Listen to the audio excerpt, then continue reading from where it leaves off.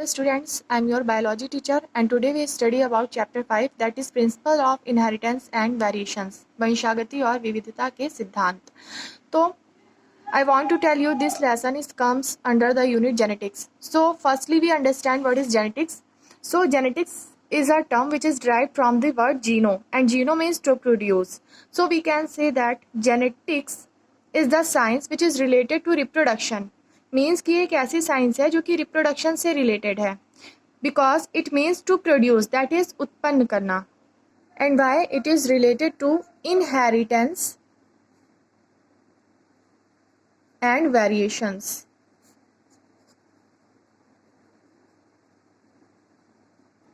Now the question is that what is inheritance and what is variations. तो इनहेरिटेंस में क्या होता है कि जो कैरेक्टर्स होते हैं that is transmitted generation to generation, that is the characters from parents is transmitted to their offsprings and the variation is what variations means to look somewhat different. देखिए, inheritance is the process by which characters are passed on from parent to progeny and variations is the degree which progeny differ from its parents.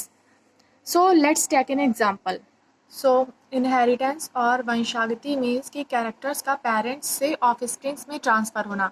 जैसे कि we have certain characters which are similar to our parents, हमारे अंदर कुछ ऐसे characters होंगे जो हमारे parents से मिलते जुलते हैं, that is called inheritance. And variations is what we are look somewhat difference from our parents, कुछ कैरेक्टर्स में हम अपने पेरेंट्स से डिफरेंट होंगे। तो variation is the degree by which progeny differ from their parents, जिसमें हम अपने पेरेंट्स से डिफरेंट है, दैट इज़ कॉल्ड वेरिएशंस। और जो भी कैरेक्टर्स हमारे पेरेंट्स से हम तक पहुँचे हैं that is called inheritance. Now the another question is that selection of P plant, कि मेंडल ने, अच्छा यहाँ पे क्वेश्चन ये है कि who is the father of genetics. So Gregor John Mendel is known as the father of genetics. It is also important question, so note down it. Yes, come to the point. तो Mendel ने pea plant को ही क्यों select किया अपने experiment के लिए? Because it have many characters. तो firstly is that pea has many distinct contrasting characters, उसके बहुत सारे अल्टरनेट कैरेक्टर्स थे। फॉर एग्जांपल हम एक एग्जांपल लेके देख लेते हैं, जैसे stem height.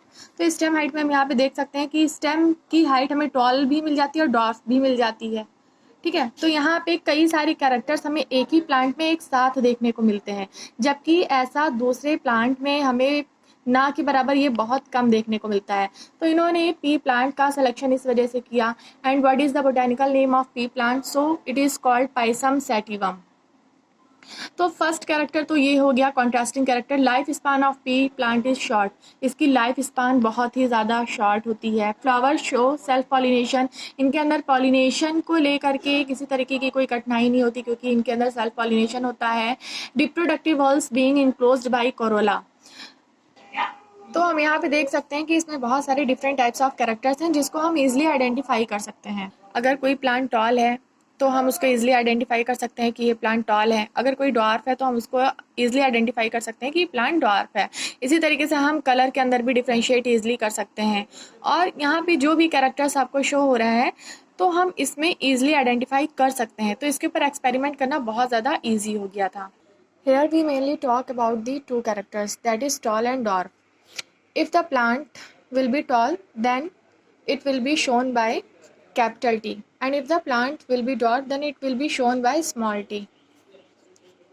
And if there is two capital T, that is one T comes from the parent and the another T comes from the mother, that is it is from the father and it is from the mother, और जब इनको आपस में cross कराएंगे then this condition, ये जो दो capital T हैं ये एक फादर से आया है एक मदर से आया है, and this plant the offsprings plants will also be capital T and T and this will be called pure tall plant.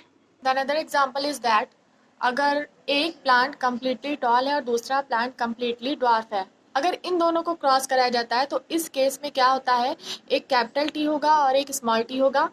तो इस सिचुएशन को हम ड्वार्फ नहीं बोल सकते हैं, इस सिचुएशन को हम हाइब्रिड टॉल बोलेंगे। Y?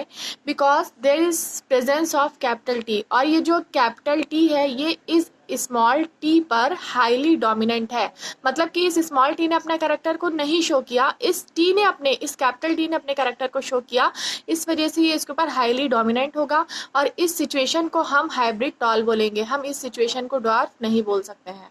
So here we can say that the capital T will express its character, while the small t will not express its characters. So here capital T is called dominant while the small t is called recessive, क्योंकि इसने अपना character को show नहीं किया, जो भी allele अपने character को शो नहीं करता है that is called recessive, while capital T ने अपने कैरेक्टर को शो किया and that's why that is called dominant and small t is called recessive. So students, ये था कि मेंडल ने पी प्लांट को ही क्यों सेलेक्ट किया। आई होप आपको समझ में आ गया होगा। अगर आपका कोई क्वेश्चन है तो यू मे आस्क मी। और आज का क्वेश्चन ये है, who is the father of genetics and who is the father of biology. आप सभी मुझे इसका आंसर देंगे, कमेंट में देंगे और हमारे ग्रुप पे आंसर देंगे आप सभी इसका। और अगर आपको कोई क्वेश्चन है इससे रिलेटेड तो आप मुझसे पूछ सकते हो। Thank you, have a nice day.